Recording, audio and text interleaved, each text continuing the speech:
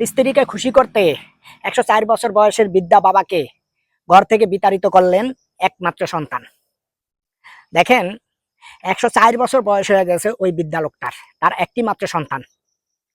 ওই সন্তানের স্ত্রীকে খুশি করার জন্য তার বাবাকে ঘর থেকে বের করে দিয়েছেন। ওই পুত্রবধূটাই কেমন, ওই মহিলাটাই কেমন, ওই নারীটাই কেমন, শ্বশুর শাশুড়িকে দেখতে পারতাছে না, সন্তানকে এরকম করেছে।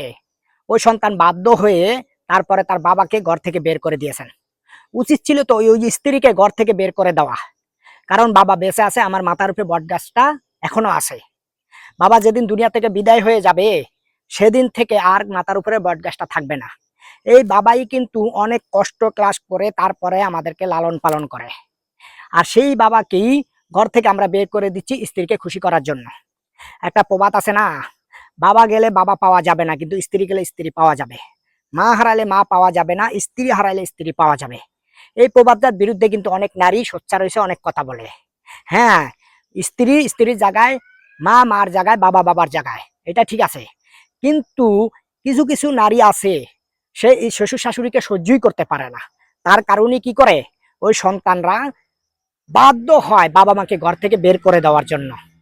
আর তুমি কেমন কলঙ্কার সন্তান যে তোমার বাবাকে তুমি ঘর থেকে বের করে দিয়েছো? তোমার আখেরাতও শেষ, দুনিয়াও শেষ। আর তোমার বাবাকে অন্য প্রতিবেশী তারা খেদমত করতে আছে। সেদিনকে একটা এই ভিডিওটা দেখলাম যে অন্য আরেকজনে তাদের খেদমত করতে আছে, যেটা করার কথা ছিল তোমার স্ত্রী তোমার, অথচ করতে আছে অন্য আরেকজন। তুমি মনে রেখো, তোমার দুনিয়া আখেরা সবকিছু শেষ হয়েছে। তোমার মতন কুলাঙ্কার সন্তান দুনিয়াতে না থাকার সাথে না থাকা অনেক ভালো। তোমার মতন সন্তান দিয়ে করবেটা কি, যেই সন্তান বাবা মাকে ঘরের জায়গা দিচ্ছে না, ঘর থেকে বের করে দিচ্ছে।